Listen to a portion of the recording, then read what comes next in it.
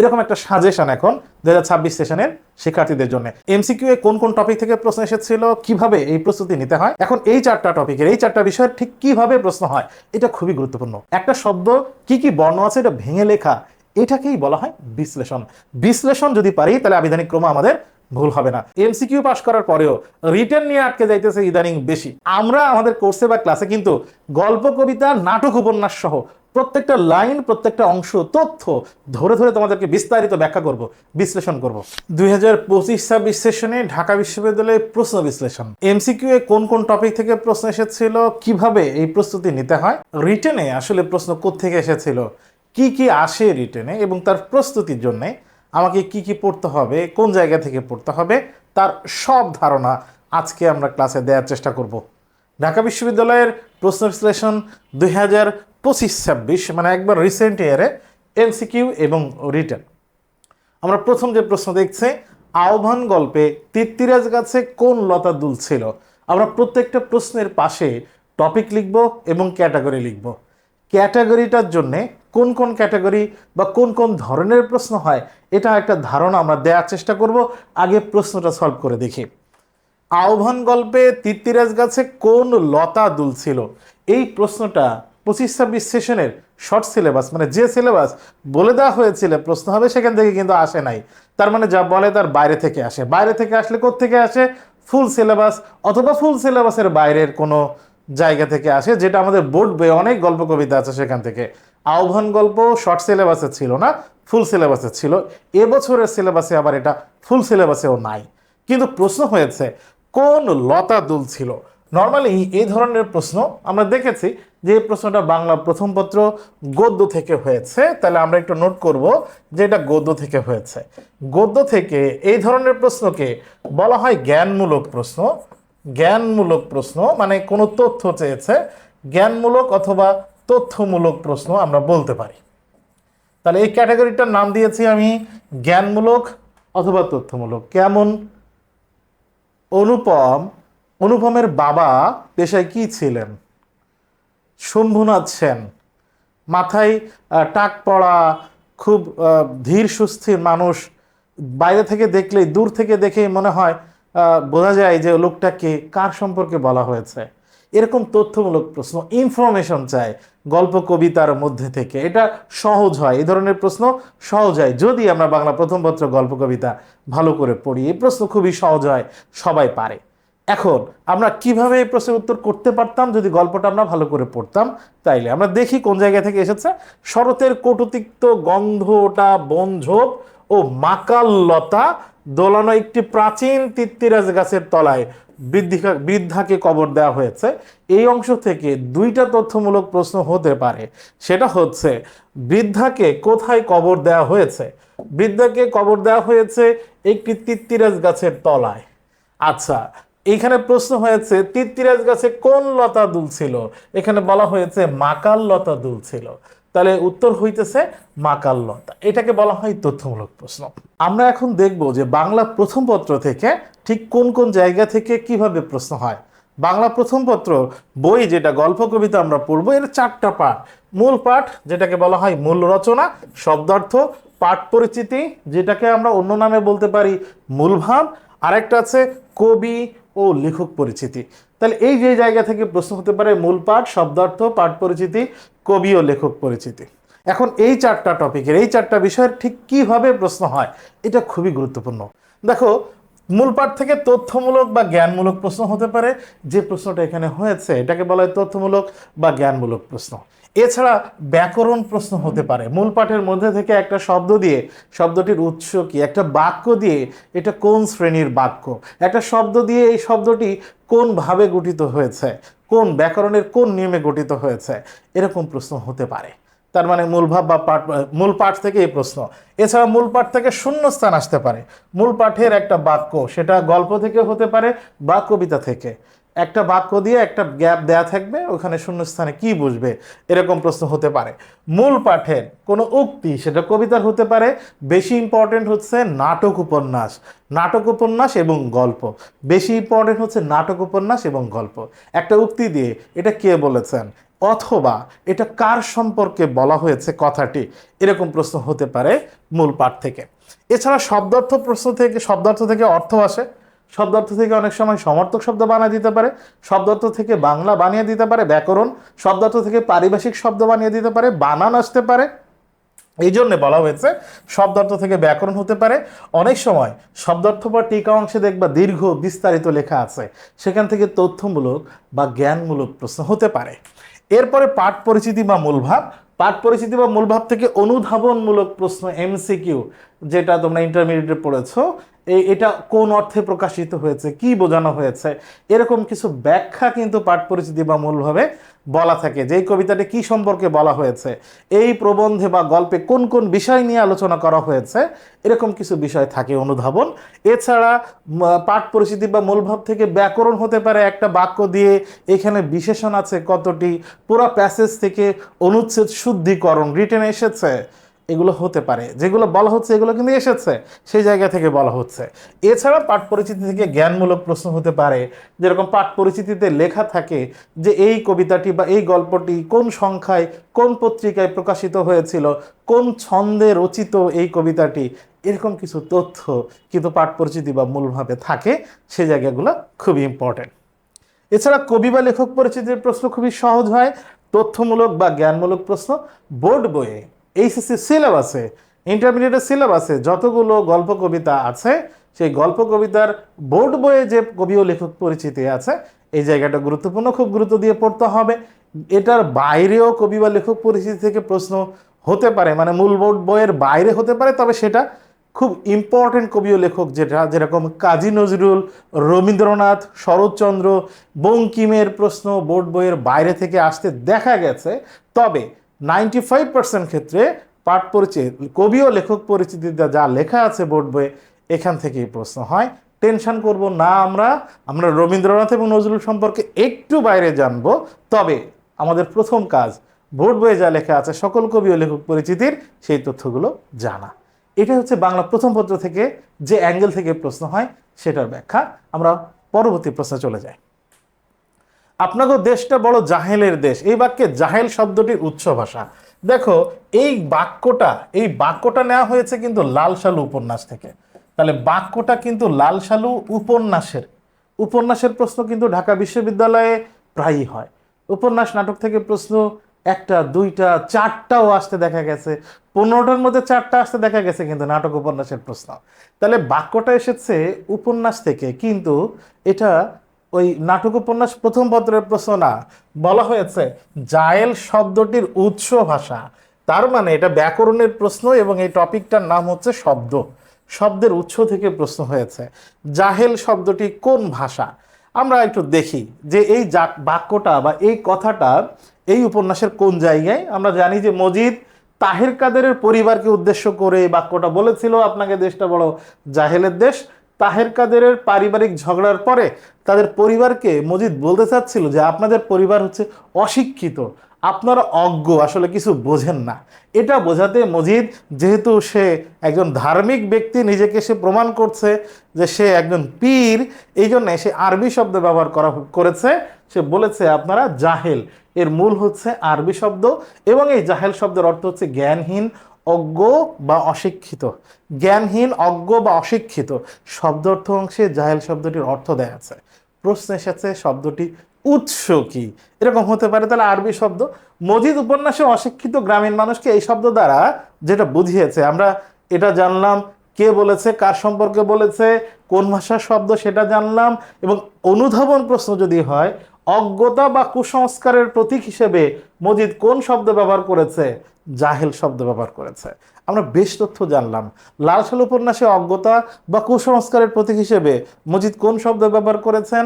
জাহেল। জাহেল শব্দটি কোন ভাষার? জাহেল শব্দটি আরবি ভাষার। জাহেল শব্দটি যে মজিদ ব্যবহার করেছে, কে বলেছে কথাটা? মজিদ কাদের সম্পর্কে? তাহের কাদের পরিবারের ঝগড়া যখন হচ্ছিল, তাদেরকে অশিক্ষিত, মূর্খ প্রমাণের জন্য, অজ্ঞ প্রমাণের জন্য এটা ব্যবহার করেছে। তাহলে বেশ কিছু জায়গায় আমরা দেখলাম। তাহলে জাহেল শব্দটি আরবি ভাষার শব্দ। তাহলে আমরা শব্দ লিখব এবং এটার উপন্যাস লিখব, এটার পাশে শব্দ লিখব আর উপন্যাস লিখব। এই নোটটা করা, এই লেখাটা কিন্তু খুবই জরুরি। পরের প্রশ্নে জলধি উচ্চারণ, তার মানে আমরা দেখলাম যে এটার টপিক হচ্ছে উচ্চারণ। উচ্চারণ এই টপিক থেকে প্রশ্ন আসবেই, কারণ ইন্টারমিডিয়েটে উচ্চারণ আছে, আসবেই মানে আসে, দেখবা বিগত বছরের প্রশ্ন। তাহলে উচ্চারণ খুব গুরুত্ব দিয়ে আমাদেরকে পড়তে হবে। জলধি, ধয়ের সাথে ই আছে, তাহলে লয়ের সাথে যে অটা আছে এই অটার উচ্চারণ হচ্ছে ও এর মতো হবে।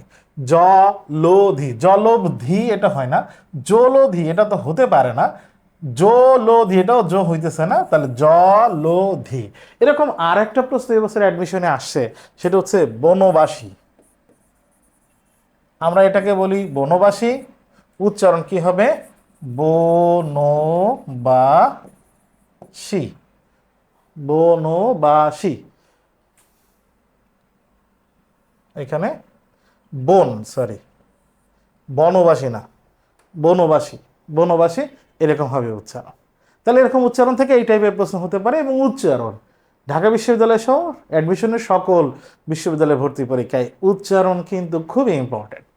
পরের প্রশ্ন, যেমন কুকুর তেমন মুগুর, এখানে যেমন তেমন এই প্রশ্নটা মানে এই যে টপিক থেকে এসেছে, প্রায় এই টপিক থেকে প্রশ্ন আসা দেখা যায়। আমরা এই টপিককে যেহেতু যেমন তেমন এটা সর্বনাম হবে কিনা এসেছে, তার মানে এই টপিকের পাশে আমরা লিখব ব্যাকরণিক, ব্যাকরণিক শব্দশ্রেণী। এবং এটা খুবই গুরুত্বপূর্ণ, ব্যাকরণিক শব্দশ্রেণী থেকে সকল বিশ্ববিদ্যালয়ের সকল ইউনিটে একটা করে প্রশ্ন আসবে, কোন মিনিমাম প্রশ্ন হবেই। কোনো কোনো বিশ্ববিদ্যালয় যেরকম রাজশাহী বিশ্ববিদ্যালয়, চট্টগ্রাম বিশ্ববিদ্যালয়ে একাধিক প্রশ্ন আসতে দেখা যায়। ব্যাকরণিক শব্দশ্রেণী ইন্টারমিডিয়েটে তোমরা যেটা পড়েছো এটা খুবই গুরুত্বপূর্ণ। এখন এখানে যে প্রশ্ন এসেছে আমরা একটু আলোচনা করে দেখি। যেমন কুকুর তেমন মুগুর, বাক্যে দেখবা এই ধরনের কিছু শব্দ আছে যে শব্দগুলো একজন আরেকজনকে নিয়ে ব্যবহৃত হয়, একজন আরেকজনের জন্য অপেক্ষা করে। বাক্যের একটা অংশে একটা থাকে, আর একটা অংশে ওর আরেকটা part, second part, better half যুক্ত হবে। যেরকম সোনার তরী কবিতায় আছে, যত চাও তত লও। তাহলে এখানে সে একজন আরেকজনের জন্য অপেক্ষা করছে, কে? যত আর তত। যেথা সেথা, সোনার তরী কবিতায় আছে যেথা সেথা। জন্ম হোক যথা, তথা কর্ম হোক ভালো। যা তা, তাহলে যেমন তেমন, যা তা, যত তত, যেতা সেতা, যথা তথা, এই শব্দগুলো এগুলো মূলত সর্বনাম। একটা সর্বনাম আরেকটা সর্বনামকে নিয়েই বাক্যে ব্যবহৃত হয়। বাক্যের একটা অংশে থাকে একটা, আরেকটা অংশে ওটা থাকবেই। একজনের জন্য আরেকজন অপেক্ষা করে, এই জন্য এদেরকে বলা হয় সাপেক্ষ সর্বনাম। একজনের সাপেক্ষে আরেকজন ব্যবহৃত হয়, তাই এটার নাম সাপেক্ষ সর্বনাম। টপিক হচ্ছে ব্যাকরণিক শব্দশ্রেণী। ইহার গতি সহজ, দীপ্তি নির্মল, সৌন্দর্যের সূচিত অপূর্ব। বাক্যাংশটি কোন রচনার অন্তর্গত? রচনার মানে হচ্ছে কোন গল্প থেকে নেওয়া হয়েছে, অথবা কোন প্রবন্ধ থেকে নেওয়া হয়েছে, নাকি নাটক উপন্যাস থেকে নেওয়া হয়েছে, অথবা কোন কবিতা থেকে নেওয়া হয়েছে। রচনা বলেছে, যদি গল্প বলতো তাহলে তো শর্ট হয়ে আসতো, আমরা গল্পগুলো খেয়াল করতাম, এই জন্য রচনা বলেছে। এবং এই বাক্যটা খুবই কমন বাক্য। এরকম প্রশ্ন ঢাকা বিশ্ববিদ্যালয়ে আসে, অন্য জায়গায় আসে। ঢাকা বিশ্ববিদ্যালয়ে এরকম প্রশ্ন 15টার মধ্যে একটা প্রত্যেক বারই থাকে, এবং এই প্রশ্নটা খুবই সহজ হয়। বেশিরভাগ ক্ষেত্রে এই ধরনের প্রশ্ন প্রবন্ধ থেকে হয়, যদি এটা গল্প থেকে হয়েছে তাহলে এটা বাংলা প্রথম পত্রের প্রশ্ন, আমরা লিখব গদ্য। এবং গদ্য থেকে প্রশ্নের যে ক্যাটাগরি বলেছিলাম, গদ্য বা মূল পাঠ থেকে যে ক্যাটাগরি বলেছিলাম, সেখানে কিন্তু একটা ক্যাটাগরি বলেছিলাম যে উক্তি থেকে প্রশ্ন হতে পারে। তাহলে এই প্রশ্নটা কিন্তু এসেছে উক্তি থেকে। তাহলে আমরা গদ্য এবং এর পাশে উক্তি লিখব। উক্তি মানে আমি বুঝিয়েছি একটা বাক্য, এই বাক্যটি কোন রচনা। আর উক্তি, এই কথাটি কে বলেছেন, কার সম্পর্কে বলা হয়েছে। উক্তির প্রশ্ন মূলত এরকম হয়, এটা বাক্যের প্রশ্ন, এই বাক্যটি কোন রচনার, এটা আমরা উক্তি ক্যাটাগরিতে ধরে নিলাম। তাহলে গদ্যের উক্তি থেকে এরকম প্রশ্ন হতে পারে। আমরা জানি এটা খুব কমন, অপরিচিতা গল্পের একটা বাক্য, তাহলে গল্প বা প্রবন্ধ থেকে এরকম প্রশ্ন হবে। কলকাতায় ব্যবসা করার অনুমতি পাওয়ার জন্য ইংরেজরা মানিকচাঁদকে কত টাকা নজরানা দিয়েছিল? তাহলে আমরা দেখলাম যে টপিকটা হচ্ছে নাটক, এবং নাটকের এই টপিকটা আমরা যে ক্যাটাগরি করেছি, কোন ক্যাটাগরিতে পড়ে? জ্ঞানমূলক। জ্ঞানমূলক প্রশ্ন। জ্ঞানমূলককে আমরা কি বলেছি? তথ্যমূলক প্রশ্ন। আমরা জানি যে 12,000 টাকা নজরানা দিয়েছিল। তাহলে নাটক উপন্যাস থেকে কিন্তু প্রশ্ন হয়েছে। ভর্তি পরীক্ষায় এবছর 2টা হয়েছে এবং সেখানে তথ্যমূলক প্রশ্ন হয়েছে। নাটক উপন্যাস কিন্তু লাইন বাই লাইন আমাদেরকে পড়তে হবে। কোন শব্দ বা শব্দগুচ্ছ ফেব্রুয়ারি 1969 কবিতায় নেই? তাহলে দেখো, কোন শব্দটি নেই বা কোন কথাটি আছে, কোন ফলের নাম আছে, কোন প্রাণীর নাম আছে, কোন সময়ে এই কবিতাটি লেখা হয়েছিল, এরকম কিছু তথ্যমূলক প্রশ্ন ঢাকা বিশ্ববিদ্যালয় নয়, শুধু অন্যান্য জায়গায়ও আসে। তাহলে এই তথ্যগুলো আমরা পারবো, সহজেই পারবো। কখন? বড় কবিতা প্রত্যেকটা লাইন সম্পর্কে আমি জানি, কোন লাইনে কি বলা হয়েছিল আমার জানা থাকলেই না আমি এই প্রশ্নের উত্তর করতে পারবো। তাহলে এখানে কিন্তু জানা থাকতে হবে। আমরা দেখি 3টা শব্দ, এখানে 4টা শব্দ। প্রথম দেখছি ওরা শহীদের ঝলকিত রক্তের বুদবুদ স্মৃতি গন্ধে ভরপুর। তার মানে আমরা দেখলাম ফেব্রুয়ারি 1969 কবিতায় ভরপুর শব্দটি ব্যবহৃত হয়েছে। প্রশ্নের শেষে কিন্তু নেই লেখা আছে। কোন কবিতা শুনেই ফেব্রুয়ারি 1969 দেখেই প্রথমটা দাগিয়ে বসলে কিন্তু হবে না। নেই বা নেই বলা হয়নি বা এটা সমর্থক শব্দ নয়, এইরকম ইনস্ট্রাকশন পড়া খুবই জরুরি। তাহলে ভরপুর আছে। যে রং লাগে না ভালো চোখে, যে রং সন্ত্রাস আনে, তার মানে সন্ত্রাস শব্দটিও কবিতায় রয়েছে।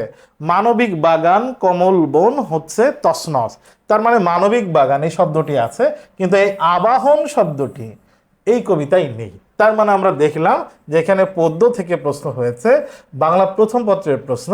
অ্যান্ড কোনটা আছে কোনটা নেই এ ধরনের প্রশ্নকে আমরা কোন ক্যাটাগরিতে ফেলবো? আমরা জ্ঞানমূলক বা তথ্যমূলক প্রশ্নের ক্যাটাগরিতে ফেলবো। তাহলে পদ্য থেকে জ্ঞানমূলক প্রশ্ন খুবই সহজ যদি কবিতা ভালো করে পড়া থাকে। গমনের ইচ্ছে এক কথায় কি বলে? তার মানে আমরা দেখলাম যে ঢাকা বিশ্ববিদ্যালয় ভর্তি পরীক্ষায় এক কথায় প্রকাশ থেকে প্রশ্ন হয় বা হয়েছে।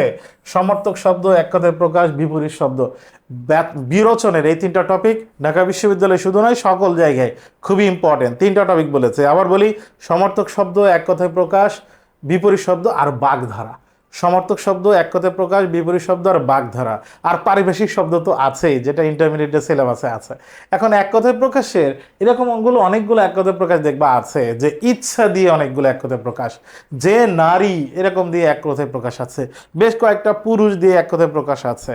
সময়ের যে ভাগ, দিনের প্রথম ভাগ, মধ্যভাগ, শেষ ভাগ, রাতের প্রথম ভাগ, মাঝ ভাগ, এরকম কিছু এক কথায় প্রকাশ দেখবা একই রকম এক জায়গায় দেয়া আছে। এই জায়গাগুলো খুবই গুরুত্বপূর্ণ, এই জায়গাগুলো খুবই গুরুত্ব দিয়ে পড়তে হবে। আমরা একটু দেখি। জানবার ইচ্ছাকে বলা হয় জিজ্ঞাসা, হনন বা হত্যা করার ইচ্ছাকে জিঘাংসা বলে, জয় করার ইচ্ছা জিগিসা, পান করার ইচ্ছা পিপাসা, লাভ করার ইচ্ছা লিপ্সা, পাওয়ার ইচ্ছা ইপসা, সৃষ্টি করার ইচ্ছা শ্রীশৃক্ষা, দেখবার ইচ্ছা দিদৃক্ষা, সেবা করার ইচ্ছা শুশ্রূষা, এখানে কিন্তু তালব্য ফলে দীর্ঘকার আছে। ভোজন করার ইচ্ছা বুভুক্ষা, বলার ইচ্ছা বিবক্ষা, প্রবেশ করার ইচ্ছা বিবিক্ষা, বাস করার ইচ্ছা বিবৎসা, এটাও এবছর আসছে। মরার ইচ্ছা বা বেঁচে থাকার ইচ্ছা জিজিবিষা, গমন করার ইচ্ছা জিগমিষা, তাহলে এটা জিগমিষা হচ্ছে উত্তর। আর গ্রহণ করার ইচ্ছা সেটাকে আমরা বলি জিঘৃক্ষা। তাহলে এটা যখন আমরা পড়ছি, আমরা যখন বিগত বছরের প্রশ্ন সলভ করব, তখন দেখব যে এই জায়গা থেকে অনেক প্রশ্ন এসেছে এবং এই কমন শব্দগুলো কিন্তু প্রায়ই আমরা সামনে দেখতে পাই যদি আমরা পড়াশোনা করি, অ্যাডমিশনের প্রস্তুতি নিয়ে থাকি। তার মানে এক কথায় প্রকাশ খুবই ইম্পর্টেন্ট, এখান থেকে প্রশ্ন হতে পারে। কোন শব্দ হচ্ছে আবিধানিক ক্রম সঠিক? আবিধানিক ক্রম থেকে ঢাকা বিশ্ববিদ্যালয়ে প্রত্যেকবারই একটা প্রশ্ন হবে। এখানে 2 বছর আগে একবার শুধু হয় নাই, তাছাড়া রেগুলার সব ইউনিটে আবিধানিক ক্রম থেকে প্রশ্ন হচ্ছে। তাহলে আবিধানিক ক্রম মানে হচ্ছে কি? বর্ণের ক্রম। আমরা জানি বর্ণের ক্রম আমরা ছোটবেলা থেকে পড়েছি, সেই বর্ণের ক্রমের সাথে আবিধানিক ক্রমের ছোট্ট 2-3টা পার্থক্য আছে, সেই জায়গা থেকে আমরা পড়ে নেব। আমরা আবিধানিক ক্রম নিয়ে আলাদা একটা ক্লাস নিয়েছি, ইউটিউবে আমাদের আছে, সেটা একটু দেখে নিলে খুবই ভালো হয়। বর্ণের ক্রম, এখন আমরা এটা বর্ণের ক্রম আমরা পড়বো, তবে এই টপিকটার নাম আমরা কি লিখবো? এই টপিকটা আমরা মূলত পাবো কোথায়? ধ্বনি ও বর্ণ। তাহলে আবিধানিক ক্রম এটা একটা টপিক, কিন্তু এর মূল বিষয় হচ্ছে ধ্বনি ও বর্ণ। তাহলে আবিধানিক ক্রমে ধ্বনি ও বর্ণ থেকে প্রশ্ন হয়েছে এবং ধ্বনি ও বর্ণ থেকে একটা প্রশ্ন হবেই সকল ইউনিটে, তার মানে এটা পড়তেই হবে। আমরা শেষে প্রশ্ন বিশ্লেষণ শেষে তোমাদেরকে একটা সাজেশন দেওয়ার চেষ্টা করব যে কোন কোন টপিক তোমাকে পড়তে হবে ঢাকা বিশ্ববিদ্যালয়ের বৈতরণী পার হওয়ার জন্য। সে পর্যন্ত একটু ধৈর্য ধরে দেখো। কোন শব্দগুচ্ছতে আবিধানিক ক্রম ঠিক আছে? দেখো, আমরা প্রথম থেকে ভাবি, অনাবিলে শুরু হয়েছে অনা দিয়ে, অনাবৃষ্টি শুরু হয়েছে অনা দিয়ে, মানে যে পর্যন্ত কমন আছে আমরা সে পর্যন্ত ধরে নেব। অনুষ্ঠানে শুরু হয়েছে অন, অমিলেও শুরুতে আছে অ, আচ্ছা, তাহলে এখানে অ আছে, এখানে অ আছে, এখানে অ আছে, এখানে অ আছে, প্রথম বর্ণ একরকম। আচ্ছা, অ এর পরে এখানে দেয়া আছে কি দন্তান্ন, অ এর পরে এখানে দেয়া আছে দন্তান্ন, অ এর পরে এখানে দেয়া আছে দন্তান্ন, অ এর পরে এখানে আছে ম। আবিধানিক ক্রম অনুসারে বা বর্ণের ক্রম অনুসারে দন্তান্নর পরেই তো ম আছে, হ্যাঁ আসে, তাহলে এই ক্রম ঠিক আছে। আমরা এই পর্যন্ত মিলাই দেখলাম যে ক্রম ঠিক আছে। এখন যেহেতু দেখতে পাচ্ছি এই জায়গায় তিনটা ন আছে, একই রকম থাকলে আবার এই তিনটা মেলানো ঠিক আছে কিনা ক্রমটা, সেটা আমাকে একটু খেয়াল করতে হবে। অনা এর নয়ের পরে এখানে আমরা দেখতে পাচ্ছি আ আছে, অনা এখানেও নয়ের পরে আমরা দেখতে পাচ্ছি আ আছে, অনুষ্ঠানে নয়ের পরে আমরা দেখতে পাচ্ছি উ আছে। আয়ের পরে তো উ এর অবস্থান, তাহলে আমরা দেখলাম এই পর্যন্ত ও ক্রম ঠিক আছে। কিন্তু এখানে আরেকটা ঘটনা আমরা দেখতে পাচ্ছি, ঘটনাটা কি, ঘটনাটা হইতেছে এখানে নয়ের সাথে আ, এখানে নয়ের সাথে আ, যেহেতু একই আছে তাহলে এর পরের বর্ণে যাইতে হবে। পরের বর্ণে গিয়ে আমরা এখানে দেখলাম অনা এর পরে আছে কি ব, এখানে অনা এর পরে আছে কি ব, তাহলে দুইটাতেই অনা এর পরে ব আছে, সেম আছে, তাহলে এই দুইটার আগে পরে ঠিক আছে কিনা এটার জন্য আমাকে এর পরের বর্ণে যাইতে হবে। এর পরের বর্ণে গিয়ে আমি এখানে দেখতে পেয়েছি যে অনা ব এর পরে এখানে আছে রস্বই, আর অনা ব এর পরে এখানে আছে রিকার, রিকার তার মানে রি। এখন তোমরা আমাকে বলো রস্বই এবং রি এই দুইটা বর্ণের মধ্যে কোনটার সিরিয়াল আগে? রস্বই সিরিয়াল আগে, তার মানে এখানে সিরিয়াল বা ক্রম ঠিক আছে, তার মানে আমরা উত্তর 1 নম্বরে পেয়ে গেছি। তাহলে বাকিগুলোতে ভুল আছে, ভুলগুলো আমরা খেয়াল করি। সন্তুষ্ট দন্তস্ব আছে, কিছু নেই, তার মানে দন্তস্বর সাথে অ। স্মরণীয় দন্তস্বর সাথে আছে কি ম। স্বাধীনতা দন্তস্বর সাথে আছে ব। স্মৃতি দন্তস্বর সাথে আছে ম। এখন আমাকে বলো প ফ ব ভ ম, ব এবং ম এর মধ্যে কোন বর্ণের সিরিয়াল আগে?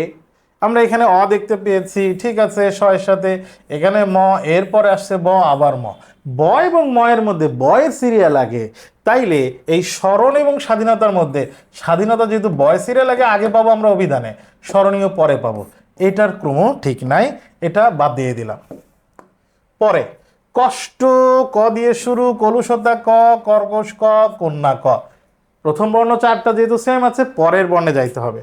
কষ্টতে এখানে আছে পেট কাটা মূর্ধন্যস্বয়ের পরে, এরপরে এখানে আছে ল, এখানে কর্কশ রেফ আছে, রেফ মানে হচ্ছে র, এখানে আছে দন্তান্ন। এখন আমাকে বলো ক এর পরে মূর্ধন্যস্ব ল, র এবং দন্তান্ন, ত থ দ ধ দন্তান্ন, প ফ ব ভ ম, অন্তস্থ জ র ল, তার মানে নয় সিরিয়াল অনেক আগে, র ল স এর সিরিয়াল অনেক পরে, তার মানে এখানে আবিধানিক ক্রম ঠিক নাই। ন এখানে আছে কিন্তু মধ্যমাংশ এখানে, এটাও ক্রম ঠিক নাই। পরেরটাই যাই, দ্বীপ শব্দে দয়ের সাথে আছে বফলা, দ্বৈপায়নে দয়ের সাথে বফলা, দ্বি সাথে দয়ের সাথে ই, দৃষ্টিতে দয়ের সাথে রি।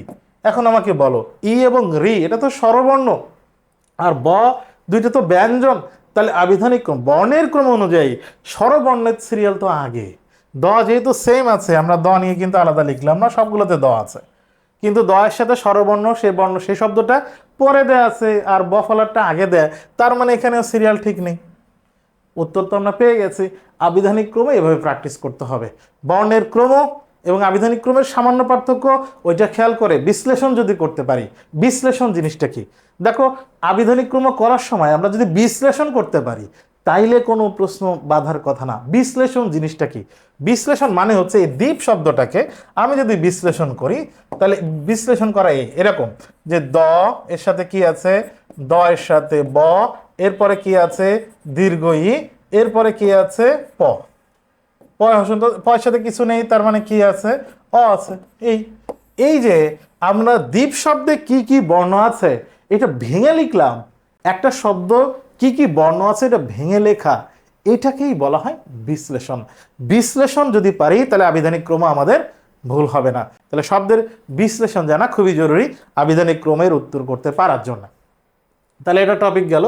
10 নম্বর, ঢাকা বিশ্ববিদ্যালয়ের শিক্ষক ছিলেন, এই তথ্যটা আমরা কোথায় পাই? এই তথ্যটা আমরা পাবো কবি ও লেখক পরিচিতিতে। কবি ও লেখক পরিচিতিতে এরকম তথ্য বিগত 2 বছর আগে ঢাকা বিশ্ববিদ্যালয়ে কবি ও লেখক পরিচিতি থেকে প্রশ্ন আসতে দেখা যেত না, বি ইউনিটে, অন্য ইউনিটে আসতো। কিন্তু গত 2 বছরের আগের বছর রবীন্দ্রনাথ থেকে আসছে, আর এবছর ঢাকা বিশ্ববিদ্যালয়ের শিক্ষক ছিলেন। এবং এই তথ্য এই 2 বছরে একটা রবীন্দ্রনাথের যে প্রশ্নটা এসেছে ওইটার নাম আছে, কিন্তু ওটা কোন বিষয়ে এরকম প্রশ্ন আসছে সেটা আসলে বোর্ড বইয়ের মধ্যে ছিল না, কিন্তু এটা বোর্ড বইয়ের মধ্যে ছিল এবছর এই ভর্তি পরীক্ষায়। আমরা একটু দেখি, ঢাকা বিশ্ববিদ্যালয়ের শিক্ষক ছিলেন মূলত কবি জসিমউদ্দিন। জসিমউদ্দিনের লেখক বা কবি পরিচিতিতে যা যা আছে আমরা দেখি। উনি জন্মগ্রহণ করেছেন ফরিদপুরের গোবিন্দপুর গ্রামে, জন্মগ্রহণ করেছেন ফরিদপুরের তাম্বুলখানা গ্রামে, আর তার বাপের বাড়ি হচ্ছে গোবিন্দপুর গ্রাম। বাবার নাম কি ছিলেন, মা কি ছিলেন, এই তথ্য আছে, ইম্পর্টেন্ট কম। শিক্ষা জীবন কিভাবে পাশ করেছেন, কলকাতা বিশ্ববিদ্যালয় থেকে বাংলা ভাষা ও সাহিত্যে MA উনি পাশ করেছিলেন ফরিদপুর জেলা স্কুলে থেকে। এরপরে রাজেন্দ্র কলেজে পড়েছেন। তার কর্মজীবন, তিনি ছাত্র জীবনে কবর কবিতা লিখেছিলেন, এবং আমরা জানি যে কবর কবিতা স্টুডেন্ট লাইফে লিখেছে, আবার সেটা সিলেবাসে অন্তর্ভুক্ত হয়েছে। লোকসাহিত্য সংগ্রহ হিসেবে কাজ করেছেন। পরবর্তীতে তিনি ঢাকা বিশ্ববিদ্যালয়ে শিক্ষকতা করেন। এরপর পূর্ব পাকিস্তান সরকারের প্রচার বিভাগে কাজ করেন, সরকারি চাকরি করেছেন, আবার ঢাকা বিশ্ববিদ্যালয়ে শিক্ষকতা করেছেন। এরকম এই প্রশ্নের উত্তর হচ্ছে কবি জসিমউদ্দিন। কবি জসিমউদ্দিন। তাহলে আমরা কবি ও লেখক পরিচিতি থেকে এরকম প্রশ্ন পেতে পারি, আমরা পড়বো, খুবই গুরুত্ব দিয়ে পড়ব। বুকের ভেতর দারুণ ঝড়, বুক পেতেছি গুলিকর, এটা কোন ধরনের বাক্য? তার মানে প্রশ্নটা এসেছে বাক্য থেকে, কিন্তু এই প্রশ্নটা এই যে আমরা দেখতে পাচ্ছি আবু সাইদ বলেছে, এবং এটা গ্রাফিতি খুব বিখ্যাত। জুলাই 2024 জুলাই অভ্যুত্থানে আমরা জানি যে এই গ্রাফিতির একটা আন্দোলন হয়েছিল, সবাই দেয়ালে লিখে মানে স্বৈরাচার পতনের জন্য অপেক্ষা করছিল, আন্দোলনকে বেগবান করেছিল মানুষের এই সকল কথা, এই সকল গ্রাফিতি, তার মধ্যে একটা এটা। তার মানে এটা থেকে বলার উদ্দেশ্য হচ্ছে এটা যে রিসেন্ট টাইমে উল্লেখযোগ্য ঘটনা থেকে সাধারণ জ্ঞান তো আসে। উল্লেখযোগ্য ঘটনার রিসেন্টে মানে যে সময় ভর্তি পরীক্ষা হয় ওই সময় বা তার আগে ঘটে যাওয়া দেশে এবং বিদেশে অনেক শব্দ বা অনেক কথা নিয়ে আলোচনা হইলে সেই জায়গা থেকে ব্যাকরণের প্রশ্ন হতে পারে। একটা শব্দ খুব ব্যবহৃত হয়েছে, ঘূর্ণিঝড় বা জলোচ্ছ্বাস হয়েছে এই বছর, সেটার শব্দের উৎস হতে পারে, এই বাক্য এরকম হতে পারে। তাহলে বুকের ভেতর দারুণ ঝড়, এখানে কমা দেয়া আছে, কমা দেয়া অংশের ওখানে আমি যদি থেমে যাই, যে যদি দেখি বাক্য স্বাধীনভাবে অর্থ প্রকাশ করতে পেরেছে তাহলে সেটা যৌগিক বাক্য। আর কমার অংশ পর্যন্ত আমি থেমে যাওয়ার পরে যদি দেখি বাক্য তার অর্থ প্রকাশ করতে পারে না, এই বাক্য শেষ হয় নাই বলে মনে হচ্ছে, তাইলে সেটা জটিল হয়ে যাবে। তাহলে এখানে বুকের ভেতর দারুণ ঝড় এই পর্যন্ত বলে বাক্য শেষ হয়, অর্থ প্রকাশ করতে পারে। বুক পেতেছি গুলিকর, বাক্য শেষ হয়, অর্থ প্রকাশ করতে পারে। একাধিক অর্থ প্রকাশক স্বাধীন বাক্য যুক্ত হইলে কমার মাধ্যমে সেই ধরনের বাক্যকে বলা হয় যৌগিক বাক্য, এবং এটা খুবই ইম্পর্টেন্ট একটা বাক্যের উদাহরণ। এটা শুধু ঢাকা বিশ্ববিদ্যালয়ে না, অন্য জায়গায় এসেছে এই প্রশ্নটা। কোন শব্দে আধিক্য অর্থে পর উপসর্গে ব্যবহৃত হয়েছে? তার মানে এই প্রশ্ন আমরা আগের পাশে বাক্য লিখেছি, এইখানে লিখব উপসর্গ। উপসর্গ ও ঢাবি বা অন্যান্য সব জায়গার জন্য গুরুত্বপূর্ণ। উপসর্গ থেকে প্রশ্ন আসলে প্রশ্ন কঠিন হয় না, সহজ হয়। কোনটি খাঁটি বাংলা উপসর্গ, কোনটি আরবি ফার্সি উপসর্গ, এই জাতীয় প্রশ্ন বেশি হয়।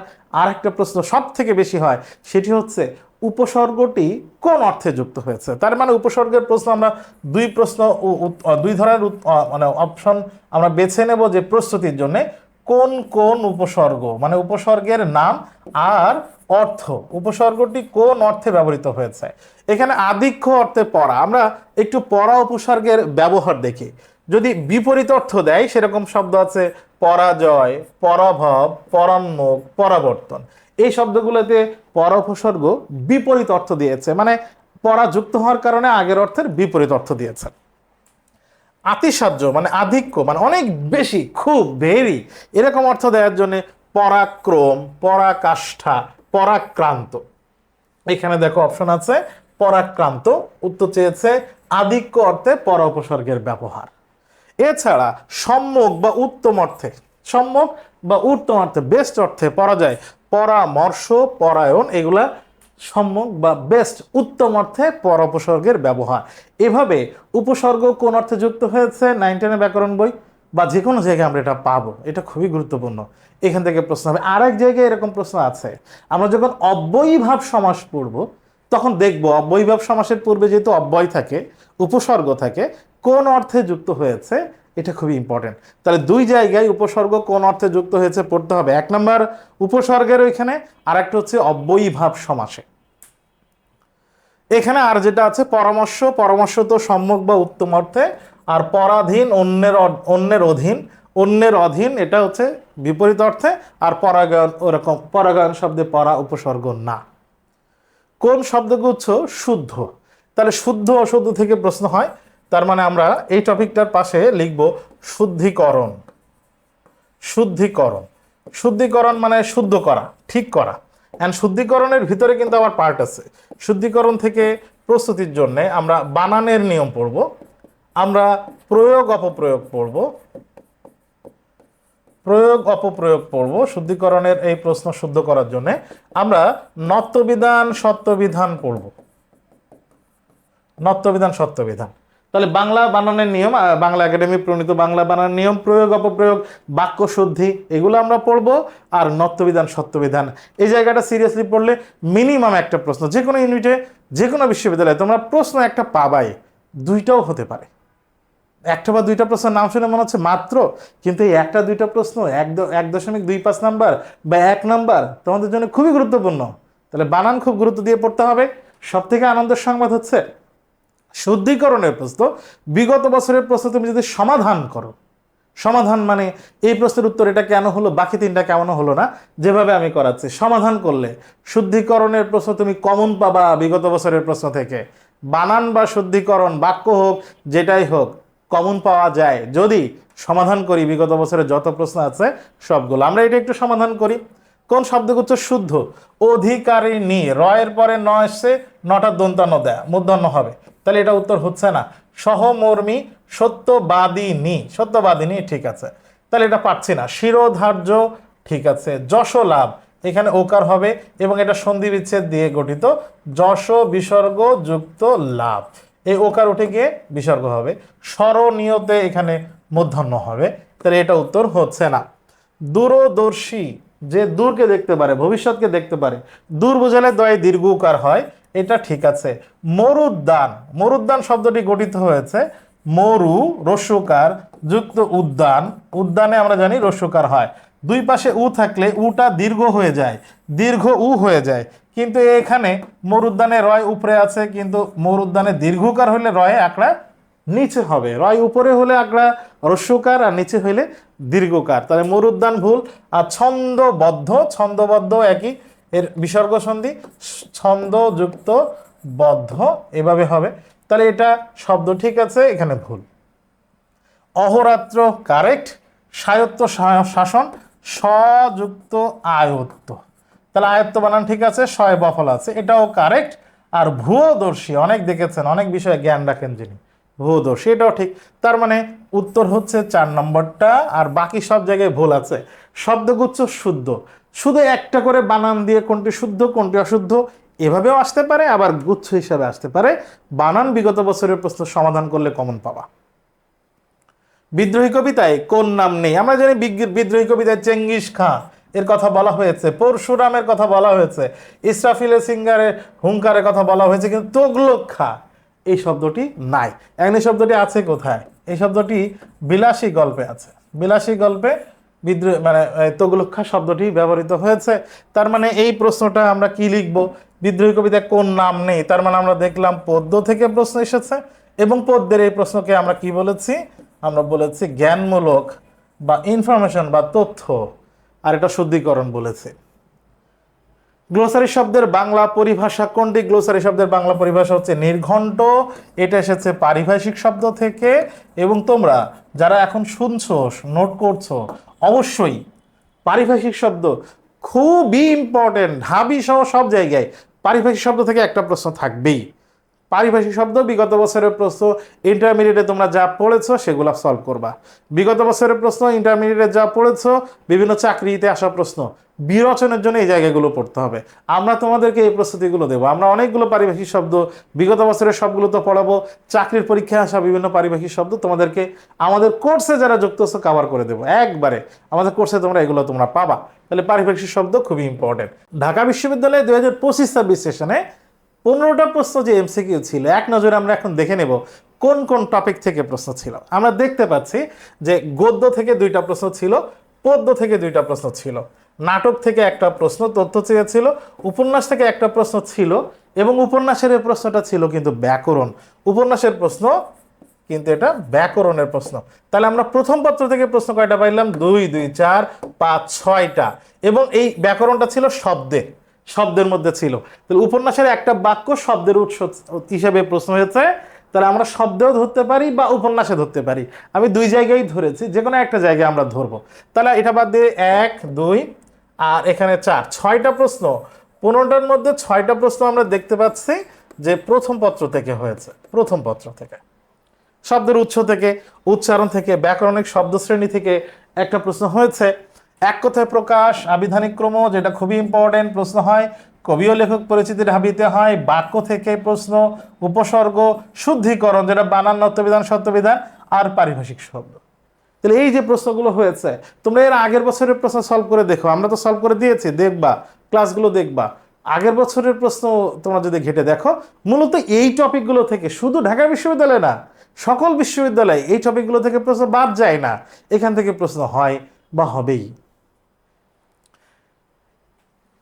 ঢাকা বিশ্ববিদ্যালয় 2025-26 সেশনে লিখিত প্রশ্ন কি কি এসেছিল আমরা দেখব। সমাধান করার জন্য কিভাবে লিখতে হবে সে সম্পর্কে এখন ধারণা নেব। আমরা দেখেছি একটা উদ্দীপক থাকে প্রত্যেকবারই, এবং এই উদ্দীপকটা ছিল যৌবনের গান প্রবন্ধের একটা উদ্দীপক ছিল। সবথেকে ইম্পর্টেন্ট বিষয় হচ্ছে যৌবনের গান প্রবন্ধ কিন্তু এবছর সিলেবাসে যুক্ত হয়েছে। আগের বার কিন্তু সিলেবাসে ছিল না। শর্ট সিলেবাস, ফুল সিলেবাস কোনোটাতেই ছিল না। বইয়ে ছিল, কিন্তু শর্ট ফুল কোনোটাতে যৌবনের গান প্রবন্ধ ছিল না। তারপর এখান থেকে প্রশ্ন হয়েছে। তার মানে উদ্দীপকের প্রশ্ন যে সবসময় কমন আসবে এটা নাও হইতে পারে, হয়তো ভুল করে দিছে। কারণ এর আগের বছরগুলোতে সববারই সিলেবাসের মধ্যে থেকে প্রশ্ন হয়েছে উদ্দীপকের, গতবার শুধু হয়নি। এর আগের বার হয়েছিল ফুল সিলেবাসের, কিন্তু শর্ট সিলেবাসের না। আর গতবার শর্ট সিলেবাস ফুল সিলেবাসের বাইরে। তাহলে ধরে নেব যে আমরা ফুল সিলেবাসের মধ্যে থেকে প্রশ্ন হবে, টেনশনের কিছুই নাই। যৌবনের গান প্রবন্ধের একটা অংশ তুলে দিয়ে সেখানে প্রশ্ন ছিল 5টা, যেখানে ফার্স্ট পেপারের প্রশ্ন ছিল, আবার ব্যাকরণও ছিল। কি?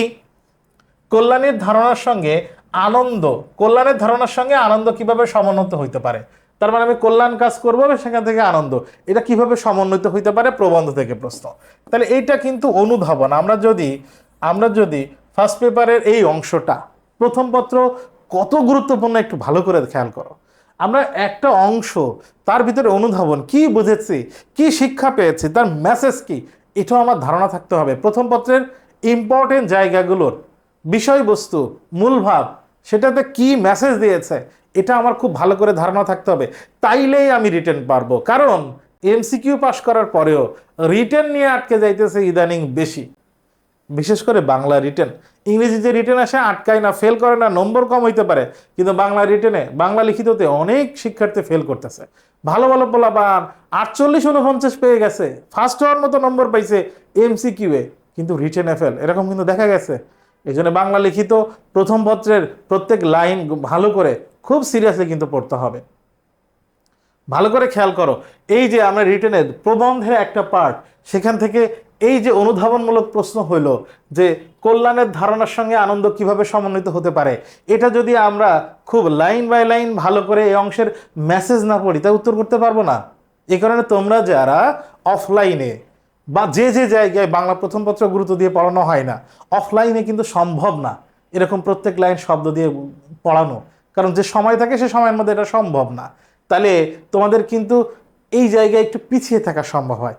আমরা আমাদের কোর্সে বা ক্লাসে কিন্তু গল্প, কবিতা, নাটক, উপন্যাস সহ প্রত্যেকটা লাইন, প্রত্যেকটা অংশ, তথ্য ধরে ধরে তোমাদেরকে বিস্তারিত ব্যাখ্যা করব, বিশ্লেষণ করব। এবং আমাদের বাংলা প্রথম পত্রের বিশ্লেষণ অসাধারণ, অনন্য, অন্য সবার মতো না। অবশ্যই আমাদের বাংলা প্রথম পত্রের বিশ্লেষণ খুবই বিশ্লেষণধর্মী ক্লাস হয় আমাদের, যার কারণে তোমরা শুরু থেকে দেখবা আমাদের শিক্ষার্থীরা বাংলা প্রথম পত্র রিটেনে ভালো করেছে। আমাদের পেজগুলো থেকে গেলে তোমরা দেখতে পাবা। এই জন্য বাংলা প্রথম পত্র লাইন বাই লাইন পড়া খুবই জরুরি এই রিটেনের উত্তর করতে পারার জন্য। এরপরের প্রশ্ন দেখো, তাহার হাসিতে গান, তাহার কান্নায় গান, বুঝিয়ে লেখো। তাহলে এটাও তো অনুধাবনের প্রশ্ন, কিন্তু এটা খুব কমন। আমরা বোর্ডে 2 নাম্বার সৃজনশীলের 2 নাম্বারে যেটা পাই সেটা এখানে, এরকম প্রশ্ন কিন্তু খুব কঠিন হয় না।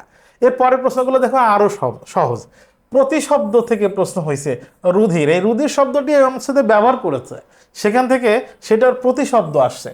শব্দার্থ, এখান থেকে এই জায়গায় দুইটা শব্দ ব্যবহার করা হয়েছে, তার শব্দার্থ হিসেবে প্রশ্ন হয়েছে।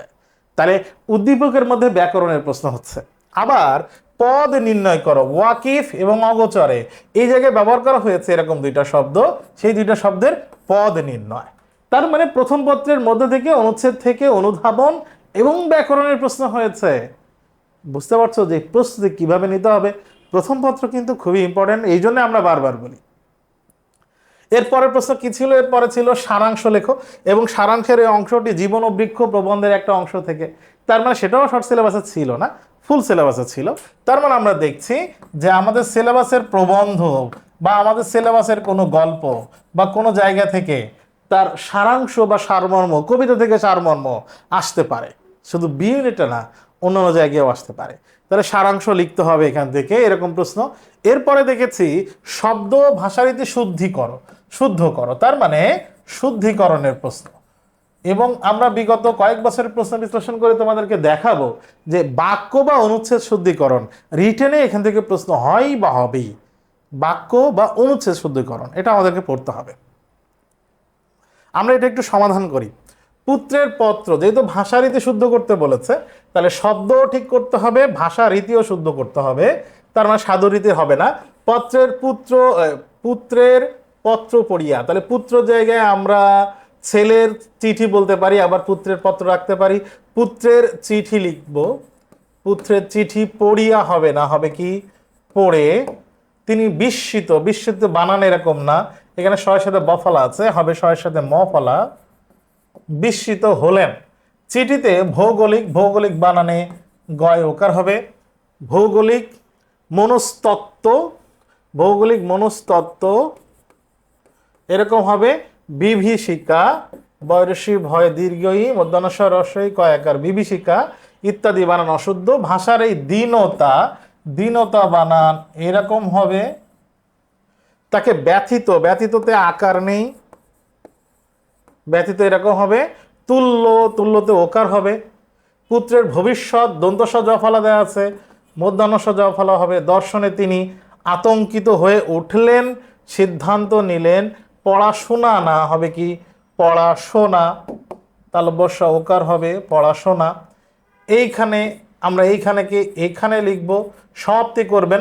সিদ্ধান্ত নিলেন, পড়াশোনার এখানে সমাপ্তি করবেন না, পড়াশোনা এখানে শেষ করবেন, ভাষারীতির যে বিষয়গুলো আছে এগুলো কিছু কিছু জায়গায় আমরা ইগনোর করতে পারি, যেটা সাধুচলিত দুই জায়গায় চলে, কিন্তু বানানের বিষয়গুলো ইম্পর্টেন্ট, বানানের বিষয় ইগনোর করা যাবে না। এরকম প্যাসেজ শুদ্ধিকরণ ঢাবিতে শুধু এই বছর না, বেশ কয়েক বছরই এসেছে। প্যাসেজ থেকে বিশেষণ চেনা, বিপরীত শব্দ লেখা, এরকম প্রশ্ন আসবে।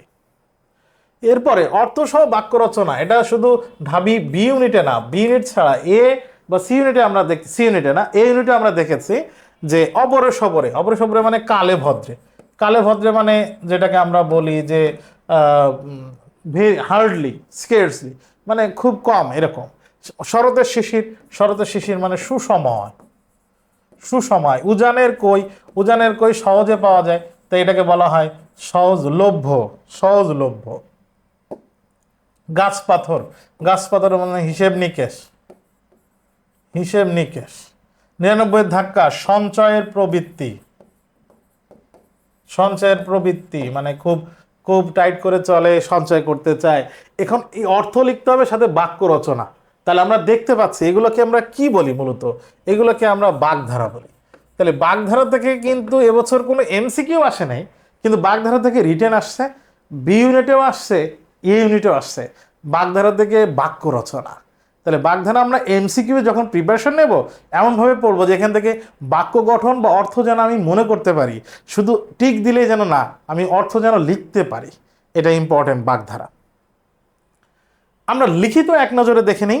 ঢাকা বিশ্ববিদ্যালয়ে মানবিকে 2025 সেশনে এক নজরে লিখিত যে প্রশ্নগুলো এসেছে, উদ্দীপক প্রশ্নোত্তর ছিল, 5টি প্রশ্ন ছিল, সারাংশ ছিল, শুদ্ধিকরণের অনুচ্ছেদ ছিল, বাক্য রচনার বাগধারা ছিল, বাগধারা থেকে বাক্য রচনা, এগুলো ছিল লিখিত। ঢাকা বিশ্ববিদ্যালয়ে ভর্তি পরীক্ষা তোমরা যারা 26 ব্যাচ পরীক্ষা দিচ্ছ তোমাদের জন্য একটা সাজেশন 2025-26 সেশন এবং আগের প্রশ্ন বিশ্লেষণ করে যে টপিকগুলো থেকে প্রশ্ন হবেই এবং যে টপিকগুলো ঢাকা বিশ্ববিদ্যালয়ের প্রিপারেশনের জন্য বাদ দেওয়া যায় না, শুধু ঢাকা বিশ্ববিদ্যালয়ে না, অন্যান্য বিশ্ববিদ্যালয়ে আসলে এই টপিকগুলো তুমি পড়ার জন্য বাদ দিতে পারবে না, এরকম একটা সাজেশন এখন 2026 সেশনের শিক্ষার্থীদের জন্য। এমসিকিউ এবং রিটেন আমরা রেখেছি কি কি, বাদ দিয়েছি অনেক কিছু, কি কি রাখছি সেগুলো একটু দেখি। আমরা গদ্য পদ্য নাটক উপন্যাস পড়বো কারণ এখান থেকে 6টা প্রশ্ন আসছিল। ধ্বনীয় বর্ণ টপিক, যেটাকে তার ভিতরে আবিধানিক ক্রম আছে, এটা খুবই ইম্পর্টেন্ট। শব্দের উৎস খুবই ইম্পর্টেন্ট, উচ্চারণ থেকে প্রশ্ন হবে। সমাস আসে নাই কিন্তু সমাস গুরুত্বপূর্ণ আসবে, সমাস পড়তে হবে। বানান শুদ্ধিকরণ, যেটা শুদ্ধিকরণ থেকে আমরা বলেছি। উপসর্গ পড়তে হবে। ব্যাকরণিক শব্দ শ্রেণী, যেটাকে আমরা পদ বলতাম, এটা খুবই আসবে, ইম্পর্টেন্ট। বাক্য, পারিভাষিক শব্দ, এক কথায় প্রকাশ, সমর্থক শব্দ, বাগধারা, এগুলো আমরা এমসিকিউ রিটেন দুই জায়গায় পেতে পারি। এমসিকিউ এর জন্য গুরুত্বপূর্ণ, রিটেনের জন্যও গুরুত্বপূর্ণ। এক কথা প্রকাশ থেকে তো এমসিকিউ এসেছে। এবছর তোমরা যারা ঢাবি সহ অন্যান্য জায়গায় ভর্তি পরীক্ষা দিবা, এই জিনিসগুলো বাদ দিবা না, এই টপিকগুলো বাদ দিবা না। তোমাদের কাজ হচ্ছে বিগত বছরের সকল প্রশ্ন এই টপিকের সমাধান করা। প্রশ্নের উত্তর এটা কেন হইল, বাকি 3টা কেন হইল না, এইভাবে সমাধান করা। রিটেনের জন্য আমরা কি কি পড়তে পারি? রিটেনের জন্য আমরা জানি যে উদ্দীপক পড়তে হবে, সেক্ষেত্রে প্রথম পত্রের গল্প কবিতা খুব ভালো করে পড়তে হবে। সারাংশ সারমর্ম প্রিপারেশন নেব, অনুবাদ প্রিপারেশন নেব, ভাব সম্প্রসারণও তাই। এইচএসসির ব্যাকরণের যে লিখিত অংশ আছে, বড় প্রশ্ন যেটা লিখতে হতো, বাক্যের শ্রেণী বিভাগ লেখো, উপসর্গের অর্থবাচকতা নেই কিন্তু অর্থদ্যোতকতা আছে, ব্যাখ্যা করো, এরকম প্রশ্ন কিন্তু আসবে, এরকম প্রশ্ন এসেছে। এরপরে শুদ্ধিকরণ, সেটা হইতে পারে বাক্য শুদ্ধিকরণ অথবা অনুচ্ছেদ শুদ্ধিকরণ। রিটেনের জন্য আসলে ইম্পর্টেন্ট বিষয় হচ্ছে এগুলো প্রস্তুতি নেব। ঢাকা বিশ্ববিদ্যালয়ে 26-এর জন্য এমসিকিউ এবং রিটেনের একবারে শর্ট সাজেশন বলতে পারি আমরা। এইগুলো হচ্ছে তুমি বাদ দিতেই পারবা না, এইগুলো থেকেই তোমার আসলে ভর্তি পরীক্ষায়, এগুলো পড়লে ভর্তি পরীক্ষায় ফার্স্ট হওয়া সম্ভব। এই টপিকগুলো ভর্তি পরীক্ষায় তোমাকে প্রথম করবে, চান্স তো পাবেই। তো এই ছিল ঢাকা বিশ্ববিদ্যালয়ের মানবিক বিভাগ 2025-26 সেশনের বাংলা প্রশ্ন বিশ্লেষণ। আশা করছি যে এখান থেকে আমাদের ধারণা তৈরি হয়েছে, কি পড়তে হবে কি ছাড়তে হবে আমরা বুঝে গেছি। এরকম অন্য কোনো ক্লাসে তোমাদের সামনে আবার হাজির হব। ততক্ষণ ভালো থাকো, সুস্থ থাকো। আসসালামু আলাইকুম।